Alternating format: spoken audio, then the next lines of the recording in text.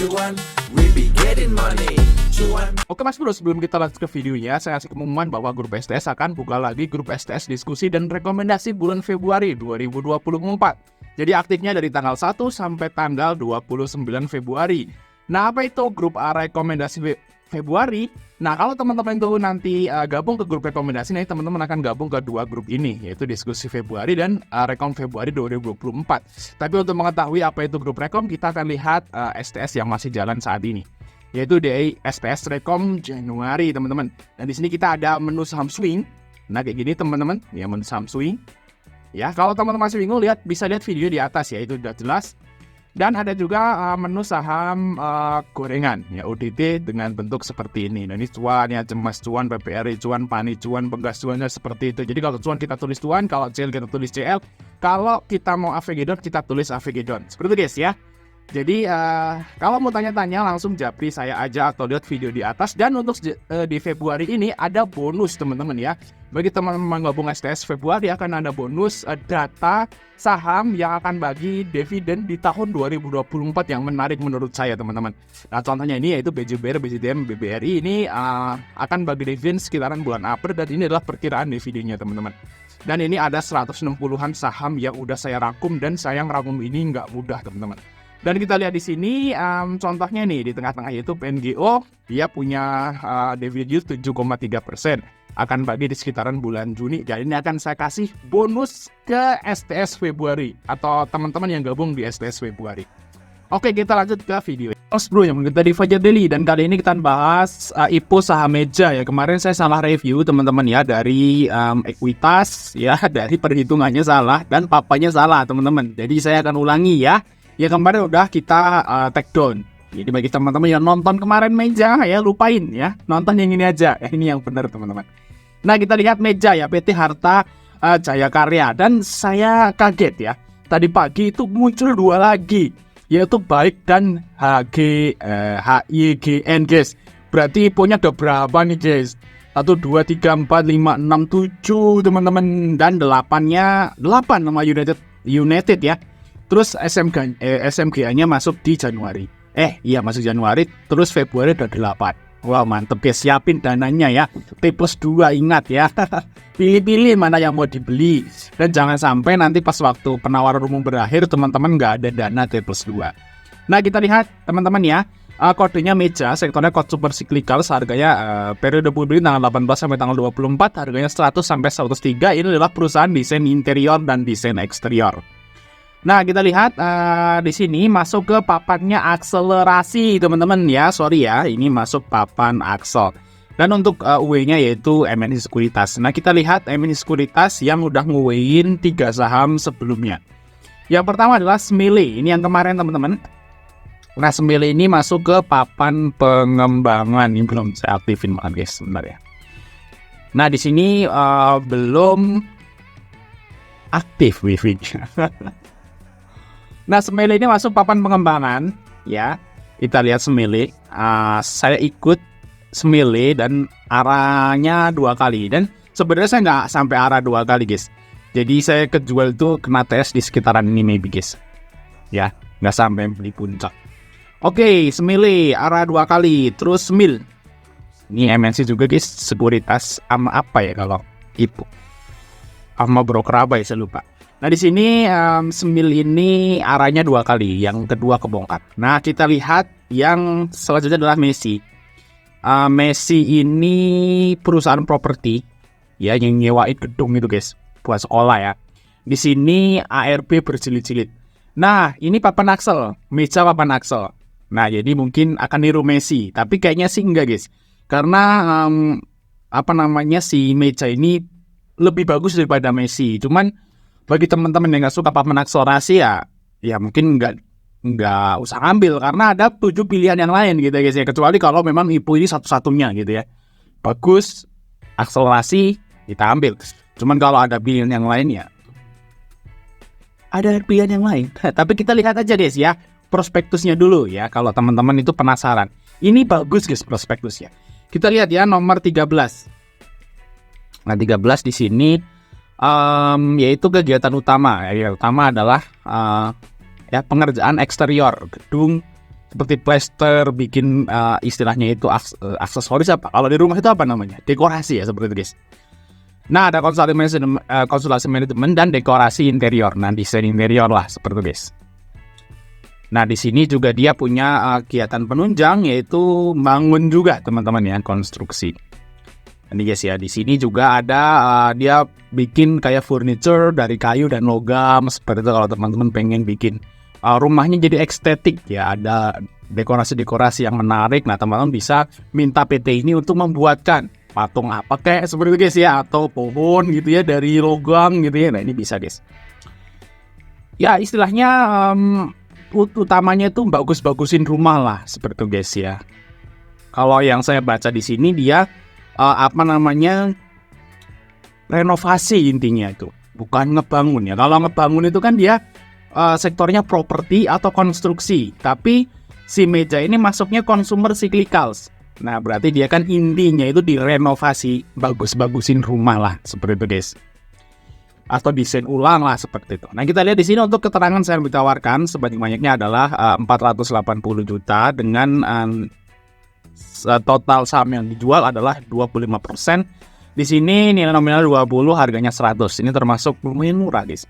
Dan ada warannya 1:1 dengan harga tebus 115. Nah, tadinya waktu itu saya ngira ini masuk papan pengembangan dan wah menarik banget gitu ya, slogan pengembangan, karena harga tebusnya itu gak jauh beda dari harga IPO. Nah, ternyata masuk akal guys ya, jadi ya ekspektasinya jadi gak setinggi kalau dia masuk pengembangan. Nah, kita lihat untuk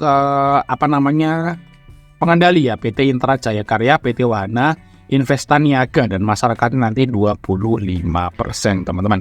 Dan kita lihat untuk rencana ya, kita lihat di sini nomor 33 aja guys. Nah, ini adalah rencana penggunaan dana teman-teman sekitar 24% ya, sekali 24%. Oh ya, tadi nilai emisinya berapa? Nilai emisinya adalah 40 miliaran teman-teman. Nah, di sini 24%-nya ya digunakan untuk pembelian peralatan kerja untuk proyek baru guna menunjang peralatan kerja. Ya, di sini beli seperti ini teman-teman. Genset, beli hidrolik, bla bla bla, dan harganya di sini tercantum. Nah, kalau teman-teman itu misalnya mesin molen elektrik nih, harganya 4 juta nih. Terus ada di sini mesin buk beton 15 juta. Nah, kalau misalnya teman-teman itu tahu nih harganya ya, Mas bisa lihat ini masuk akal nggak? Biasanya yang dikhawatirkan kayak gini, ini ada markup teman-teman ya. Nah, kita lihat di sini dia beli laptop juga ya guys ya, buat ya peralatan kantornya dia, laptop. Nah, ini ada iPad juga guys, beli iPad 3 guys, iPad Pro. Wow, beli iPad. Tapi penting sih iPad karena dia desain interior ya, jadi pakai iPad buat gambar ya. Di sini pakai laptop MacBook Air juga mungkin buat desain interior. Namanya desain interior kan kerjanya kayak di sini teman-teman, di laptop ya, bener ya. Oke ya, lanjut. Berarti ini masuk akal beli laptop seperti ini, tapi harganya nih yang saya nggak tahu nih. Oke deh, yang lanjutnya untuk modal kerja. Oke, kita lihat nomor 21 teman-teman. Nah, di sini kebijakan dividen. Dividen di sini dia akan bagikan 50% ya dari dimulai dari 2023. Jadi tahun ini dia langsung bagi dividen setelah IPO guys. Nah, ini yang menarik teman-teman. Kalau misalnya nanti IPO ini sepi, ya nggak ada yang minat. Biasanya kalau Axel kan agak sepi. Nah, kalau misalnya sahamnya turun ke titik tertentu nih, kita akan hitung nanti harga wajarnya. Nah, kita bisa entry untuk ngambil dividennya, karena dia itu mau bagi dividen 50% teman-teman ya, maksimal gitu. Dan langsung nih, berarti mungkin di pertengahan tahun dia langsung bagi dividen. Oke, lanjut, yaitu nomor 36 teman-teman. Nah, 36 di sini asetnya guys. Nah, kalau kita lihat asetnya dari aset lantar ya, ini aset total asetnya dari tahun ke tahun dia naik teman-teman ya. Terus untuk hutangnya ya naik, 2022 2023 turun. Nah, ini mantap guys, emang dia untungnya lumayan guys ya untuk desain interior. Nah, ini sebenarnya bisa sih masuk papan pengembangan, cuman dia itu milih ke akselerasi teman-teman ya, karena asetnya di atas 50 miliar. Tapi di Axel ya guys, kemarin saya salah ya.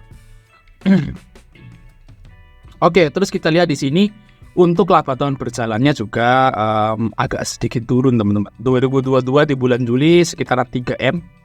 Nah untuk di 2023 sampai Juli itu 2,8 ya, sekitaran turun 200-an juta teman-teman ya profitnya di periode yang sama.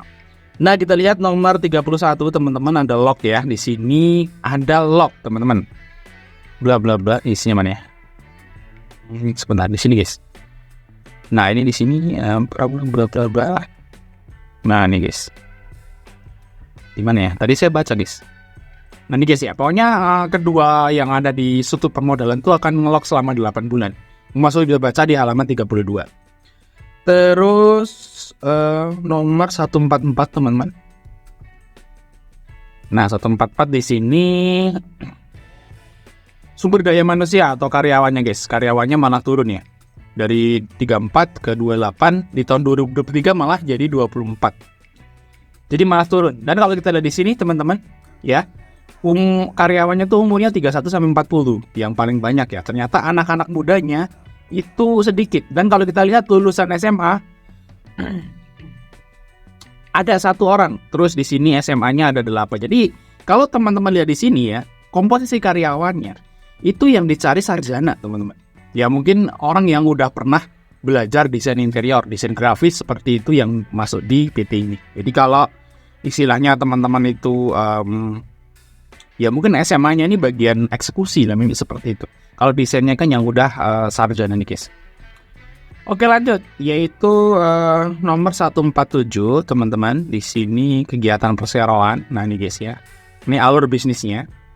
Konsep, terus perencanaan ya, persiapan konstruksi, penawaran dan negosiasi. Ya kalau deal baru kerja, seperti itu guys. Kalau ini nggak deal, balik lagi. Ya, kayak gitu guys. Seperti ya untuk proses pekerjaannya teman-teman. Nah di sini pelanggannya di mana ya? Nomor 151 guys. Nah ini kontraktor desain interior. Nah kita lihat di sini teman-teman. Kontraktor interior yang pendapatannya terbesar itu memang dari desain interior. Kontraktor dan desain interior ya. Memang kerjanya dia interior guys. Oke lanjut, itu ke bagian sini guys. Ya valuasi. Nah kita lihat valuasinya meja kita setahunkan, adil di 100 misalnya, itu BBV-nya 4 kali teman-teman ya. Ya masih wajar. Nah untuk PER-nya 29 nya agak tinggi, untuk DER-nya hutangnya masih aman teman-teman. Nah untuk ROE-nya 15% is oke, dan market cap-nya segini.